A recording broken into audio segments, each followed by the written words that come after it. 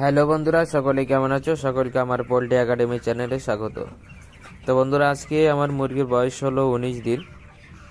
তো আমার হাতে যে ওষুধ আপনারা দেখতে পাচ্ছেন, এটা হলো কলস্টিকের ঔষধ।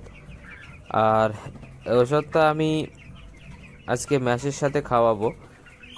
এটা কি ঔষধ আমি সেটা পরে বলছি। তো প্রথমে আমি এটা ওষুধটা মেপে নিচ্ছি, আর তার আগে আমি একটা মগে বেশ হাফ মগ মতো পানি নিয়ে নিয়েছি।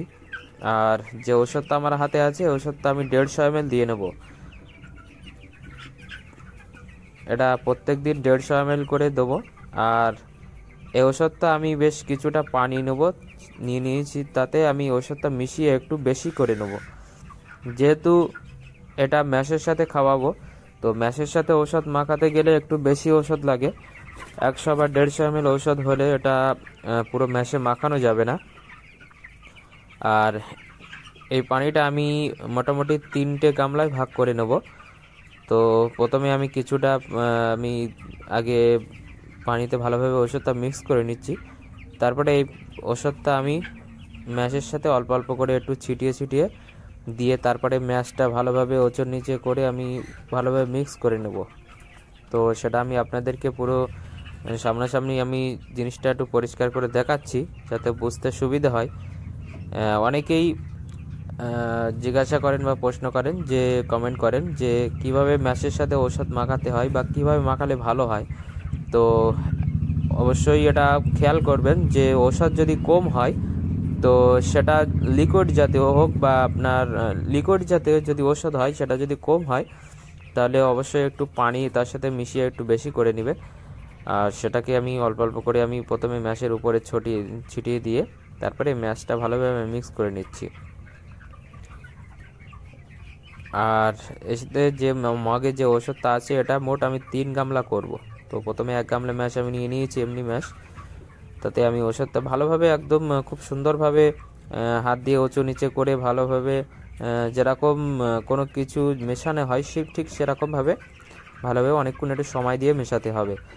আর আজকের যে ওষুধটা আমি খাওয়াচ্ছি, কলস্টিকার ওষুধ, এটা হলো পেটের সমস্যা বা পেটের নাড়ির ঘা।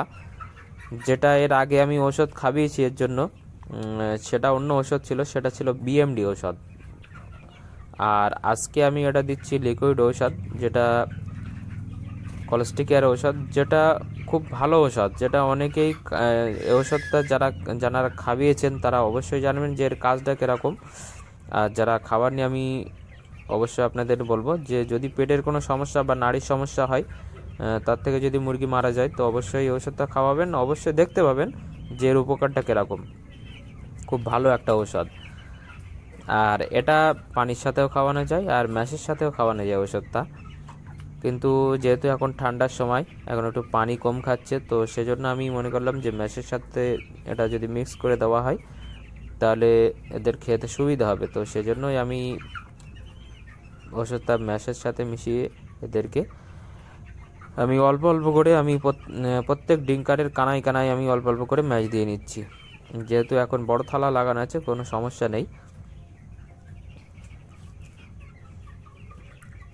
এই 1 গামলা ম্যাশ যেটা আছে, এটা আমি প্রত্যেকটা ডিঙ্কারে অল্প অল্প করে প্রত্যেকটা হপারের কানায় একদম ধার দিয়ে আমি অল্প অল্প করে দিয়ে নিচ্ছি। এটা সকালের দিকে দিচ্ছি। আবার মোটামুটি দুপুরের দিকে 1 গামলা মতো সেম একইভাবে আমি ওষুধ মিশিয়ে নিয়ে আমি এদেরকে আবার ওই হপারের কানায় দিয়ে নেব।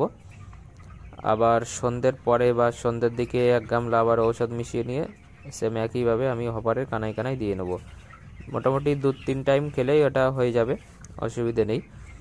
তো আজকের এটাই আপনাদেরকে বলা ছিল যে দেখছি আমি কিছু মুরগি একটু নাড়ির সমস্যা বা ভিতরের পেটের সমস্যা হচ্ছে, তার জন্য আমি ওষুধটা খাওয়াচ্ছি।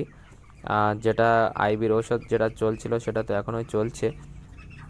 আর এটা মোটামুটি 6 থেকে 7 দিনের এই ডোজটা করব, যেহেতু এটা একটু পেটের সমস্যা, তো এই জন্য একটু ওষুধটা একটু বেশি, একটু ডোজের পরিমাণটা একটু বেশি হলে ভালো হয়। তো সেজন্য একটু 6-7 দিন মতো ওষুধটা খাওয়াবো। তো ব্যাস, আজকে ভিডিওটা আপনাদের দেখানোর কারণ ছিল এটাই, যেটা সমস্যা। তো অবশ্যই ভিডিওটি ভালো লাগলে লাইক শেয়ার করবেন, আর অবশ্যই কিছু জানার থাকলে আমাকে কমেন্ট করবেন, আর অবশ্যই চ্যানেল নতুন থাকলে সাবস্ক্রাইব করবেন পোল্ট্রি একাডেমি। তো বন্ধুরা, আজকের ভিডিওটা এই পর্যন্ত। Thank you.